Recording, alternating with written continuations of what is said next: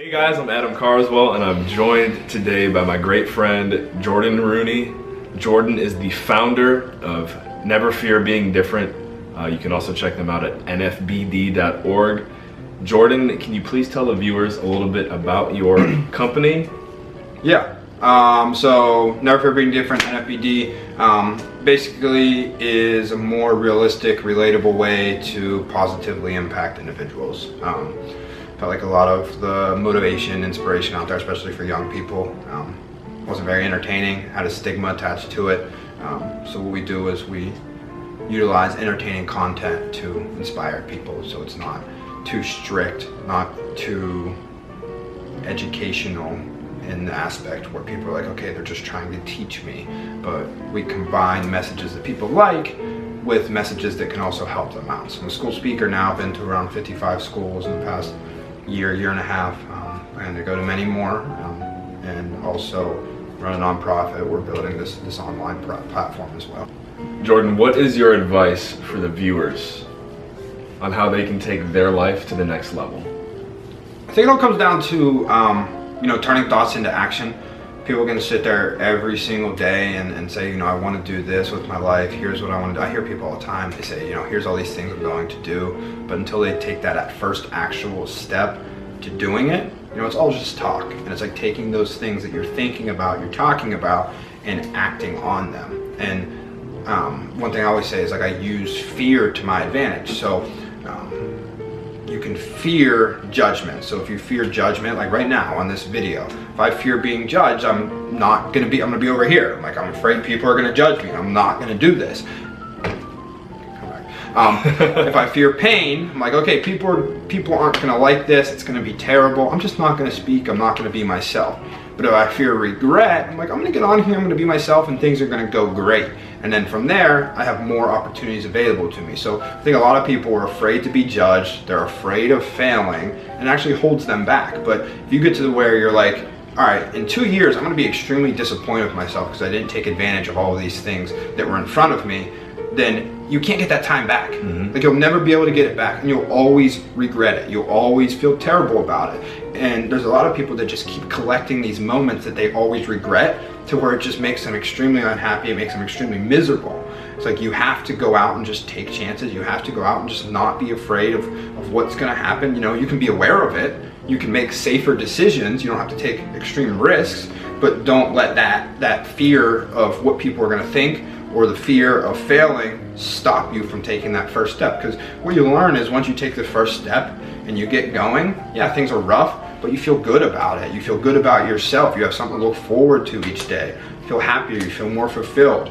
And even if things are going wrong, even if you are extremely stressed, it's good stress. It's stress that you can control. It's stress that's involved with something that you like to do. Right. And so you eventually build up the habits to take the second step and the third step. Now, continuing on, I want to go into some more details with this interview. First of all, check out the gear that I got here. Jordon hooked us up here, and let's not forget the bling. Oh yeah, there we go. That's pure gold, actually, ladies and gentlemen. And I don't know if you've checked the value of gold lately, but it's going up. So it's real. Thank God I got this.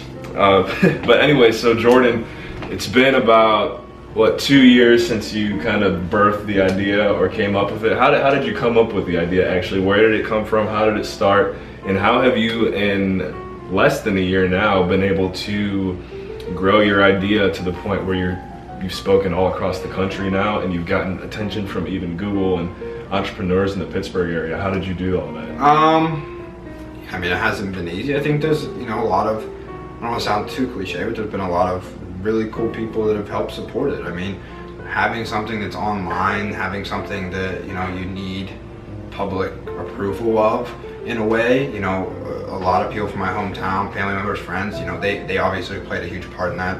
Vice President, NFBD, Dave, other than that, like me, myself, worry about the things that I can control. So taking an idea, taking a concept, and realizing, things aren't going to be easy. Not trying to right away, hey, let's make $1 million. For a while, not making any money. Still, like, really not making money.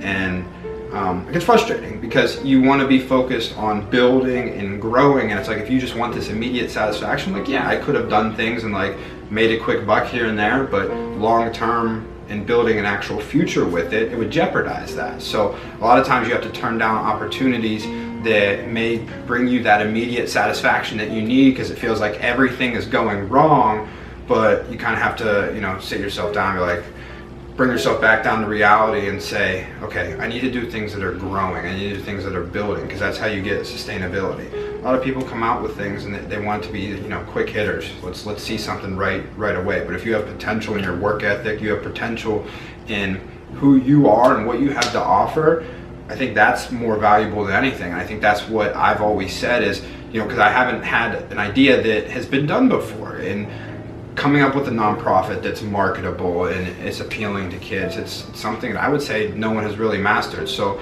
really believing in my own idea and staying true to it no matter who would have told me, you know, it wasn't going to work. Have you had a lot of people feed that negative vibe to you? Haters? Well, I had haters? Yes. Yeah, there have been haters. There have been...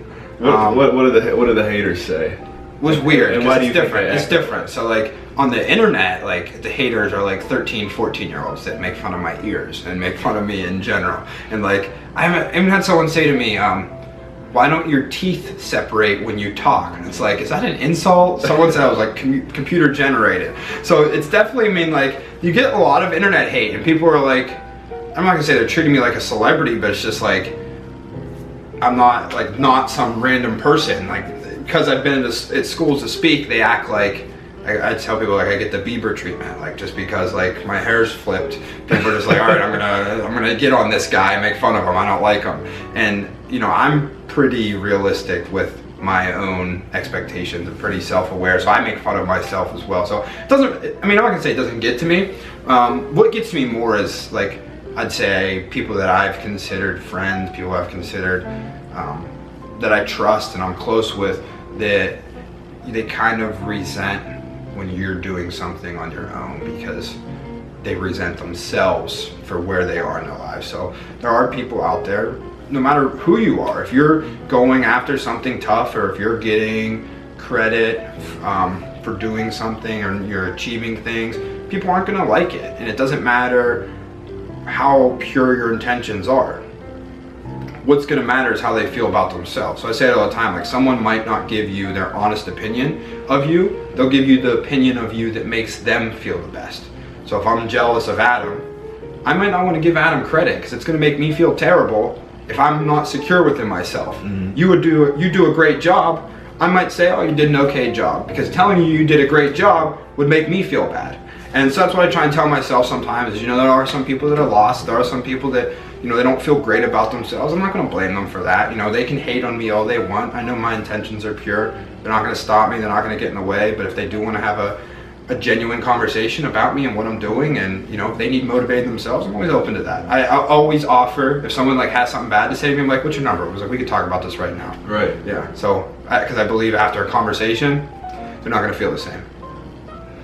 So that's great. I like that, and we can kind of go back to that topic in a little bit. But I also wanted to talk about how we both went to Westminster College in New Wilmington, Pennsylvania, and Westminster is a special place. I'd say, you know, if it wasn't for Westminster, we both wouldn't be sitting here right now. Right. So, what type of interactions have you had with your alma mater, with Westminster College, since seeing even this early success? Yeah, I mean, I would say, you know, Westminster is a small community. So there are a lot of people that reach out, a lot of people that want to help, a lot of people that you knew that they're like, hey, you know, I like what you're doing. Let me see what I can do here. And I think that, you know, there has been a lot of support from Westminster. But I think like the best things I've got from Westminster is like the people I've met, the people that I've grown with while I was there. You know, you being one of them, some of my other friends. I think that having that tight-knit community like really makes a difference because you have a lot more pride in where you come from. Because less people, when you go to a big school, it's like, okay, thousands of people are almost having the same experiences. But when you go to a small school, it's like, okay, I'm sharing this with a small number of people. Here's kind of like this chip on my shoulder. I'm going to take pride in where I came from.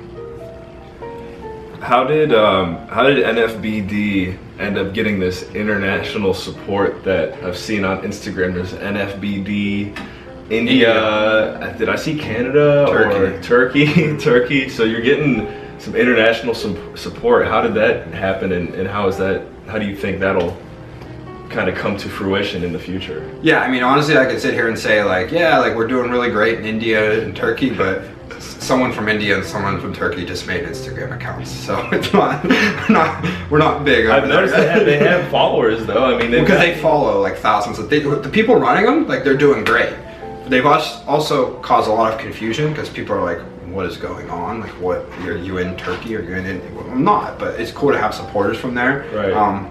But yeah, I mean, like I'm sure they'll probably see this interview, right? You know, people who... Do they subscribe?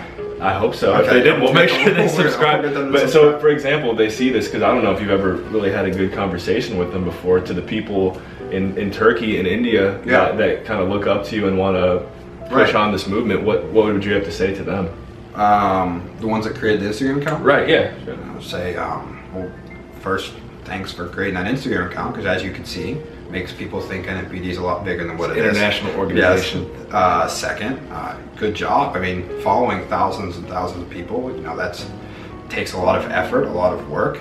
If you ever want to come to Pittsburgh and you know, work for NFBD, you know, we don't have any money yet to pay you, but we would certainly welcome you here. I was actually in Turkey. I've been abroad. Okay, right. That's right. Yeah. So Jordan played football, American football, in Europe for at least a year, if not a little more. Yeah, yeah. There's always that, like, whenever you say that in a conversation, like, I've been abroad, like, people are like, oh, here we go.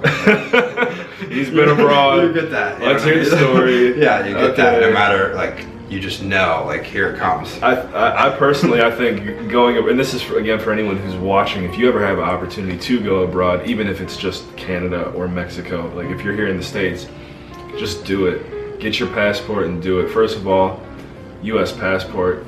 Was told this by my college basketball coach, who encouraged me to go abroad back after I finished at Westminster. That thing is like gold. A US passport will get you almost anywhere in the world. So don't abuse the fact that you can just go down to the post office and get one. Well, everywhere in the world. Pretty much. Pretty much. It's the passport. That's what the passport's. What I'm saying is, okay, you don't gotta. Okay, all right. Okay, yeah. Go ahead. So anyways, go get your passport if you don't have it and go abroad. But anyway, here's another abroad story, as Jordan was saying. How did you end up in Europe, and how does that tie into NFBD? Yeah, that's a good question. So I sent out probably 2,000 emails to football teams everywhere after I graduated. I was like, I want to go do something else. Got one back from Serbia, and I had no idea, knew nothing about it. Like Googled a little bit, Skyped with them that day, and the thing they really liked about me more than anything was like, yeah, I mean, I was alright football player, but playing offense and defense helped. Also, just like character-wise, like being able to coach, being able to help with the youth team, knowing that they could trust me, help me out a lot. And Sasha Petrovic, you know, I'll never forget him for that opportunity. He's a wild individual. They love to drink in Serbia. I don't drink, but they love to drink. My first night there, they like took me out, and I like was scared to death. I had no idea what was going on. We were like in a village at a party, and they took me out, and like I was like, remember like FaceTiming my mom. I was just like I don't know like what's in store for me. Right. Yeah. Those first few weeks or months abroad, are not easy. Because it's different. Because like it's not a traditional scenario. Like I'm not in a group. I'm by myself. Exactly. And it's like people you met on the internet. Like, like you don't know what could happen. Like, you know, you do research, but you don't know what you're running into. I mean, there was times where I've been in Serbia, and like there are a lot of people who don't like Americans there, and like people like talking about murdering me. And which I would invite them to try, because I don't think that they would have been able to. You could look up my Serbian football stats. No, I'm just kidding. No, I'm just kidding. The Serbs are good people. They are very athletic. They get like 4 to 5 people drafted every year. The country only has 7 million. They talk about constantly, what was that year when the U.S. had the FIBA disaster, the Olympic disaster? Remember where they lost? Right, yeah. Serbia beat them. Yeah, they will. They will hold on to that win forever. Oh yeah. They always talk about tennis, how Djokovic, they're like he's bad, like he beats all Americans. I'm like, I don't know anyone that plays tennis. Like, we don't care about tennis. They talk about handballs. Like, I don't. You play handball. I play handball. But I was like, we don't care. I was like, if you take Peyton Manning and LeBron James and put him on a handball team, he's crushing Serbia's handball team. Like, you're getting destroyed. Like, they are the masters of, let's take the sports no one cares about, no offense, with handball, and let's be really good at those ones, which they do a good job at it. There's gonna be some Serbian people that you used to live with and work with that might see this.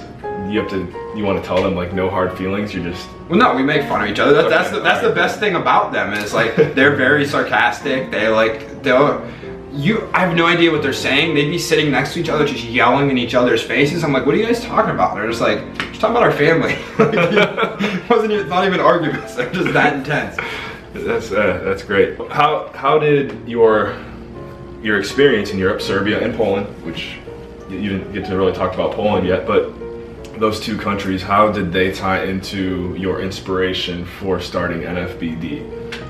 Yeah, I mean, and it played a huge part in it, because it was the first time in my life where I had to really escape my environment. When you think about any time you're in your hometown, you wake up in the morning, you have the same feeling you had every day when you went to school. It's just and then where am I going to go eat? I have the same places to go eat. What am I going to do for fun? Here's my options for fun. Who am I going to hang out with? And when you have those same emotional, mental habits, it kind of prevents you from growing. And by being truly away from absolutely everything, where every single day was a new experience, it really causes you to adapt and evolve. Like, you always need to figure out, like, what am I going to do next? Like, how am I going to make the most out of this? How am I going to figure out how to communicate? And you really get exposed to yourself and all your limitations, because there is no crutch. There is nothing to lean on. There is nothing that's going to say, like, hey, yeah, no, I have your back. There is no safety net. So when you get in those types of scenarios, which I encourage anyone to, like, not even just going abroad, just put yourself in an unusual situation, because you have to force yourself to figure out, how am I going to make it out? It's like that scene in Batman. Remember when he goes down into the cave? Did you see Batman? Right. Yeah. When he goes down into the cave and then he needs to escape. Remember that? Not really, but it's like so you can include in the video. So Batman needs to escape. Okay, Bane's cave. I forget the name of it. But he has a harness on, so he tries every day. He can't escape with the harness. It's not until he removes the harness that he can actually escape, because the ability of knowing he didn't have the safety net behind him is actually what pushed him to go above. So I think, like, a lot of people have, like, that safety net with everything they do, and they don't get rid of the safety net. So once you do that, you force yourself to adapt and learn a lot about yourself, and that's what it did for me. And it's like, you know, I don't want to come home and work a job I hate. I don't want to come home and be miserable every day. So even now, like, I have a lot of stress, but it's good stress. It's welcome stress. It's stress that I have control over. Right. You got to be thankful for it. I mean, and you're on your journey. You're on that journey to success, or, you know, whatever you want to call it right now. And I think that what you're doing is you're in the moment and you're enjoying the moment. Right. Because, you know, you're gonna hit that level one day where you make your million, your billion, but honestly, at the end of the day, that's clearly not like what you're mostly concerned about. So the fact that this is what I see from you is you're here, for example, in the DC area today, looking to make new connections and meet new people, and, you know, driving down on your own dollar and just enjoying the moment, instead of, you know, sitting at somebody's desk working for daddy, you know? Right. No, I get it. Yeah, no, and I mean, like, and I talk about this, and like, I don't, and I'm sure you're not either, like, people that have desk jobs and love them, good for you. Like, I'm not getting on people that work that 9 to 5. Like, if that's what you want, that's what you're comfortable with, that's fine. That's just not for me, and it's not for you either. Like, that's always what I tell people. Like, if that's the life you want to live,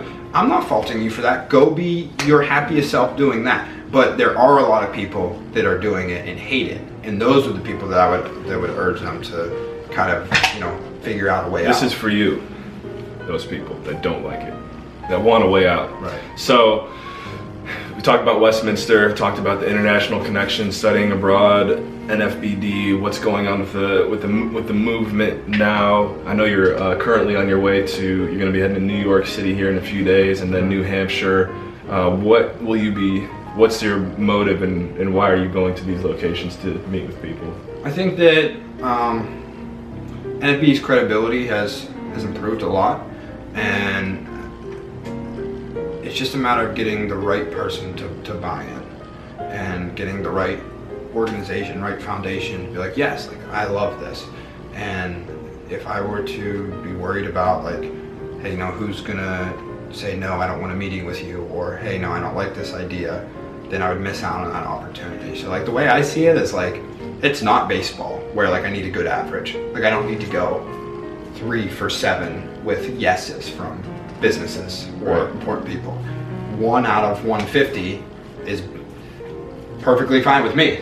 Because the one could be the one could be it. Right, yeah. So it's like, don't worry about like those no's. Like the average doesn't matter. All that matters is how many people you get to say yes. Mm-hmm. So that's basically what I'm doing, is trying to set up as many connections as possible. If they work out, okay, that's awesome. If not, okay, I'm just gonna keep moving. But the more opportunities I give myself, the better probability I am of hearing that yes. Right, yeah. So call to action. So with that being said, who knows who's gonna see this interview, who's gonna watch this video.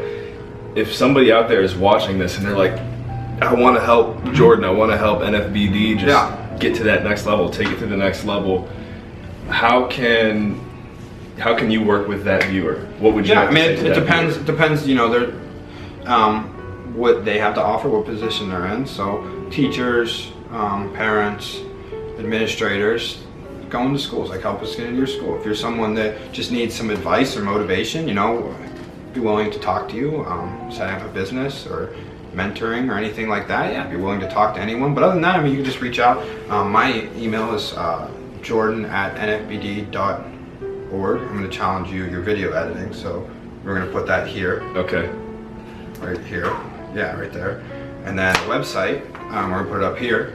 It's www.nfbd.org. Website's going right here. Okay. Bam. Right there. And my Twitter is Jordon NFBD. My Instagram is... We're running out of space.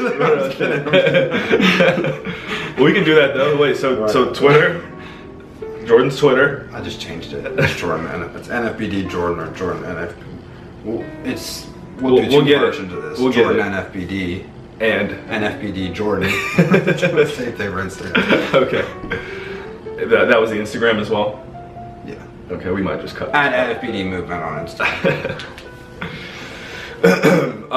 Well, yeah, that is all I have for you today, Jordon. I don't know if you have any final remarks or statements that you'd like to make to the viewers. No, I'm just excited to be on the show.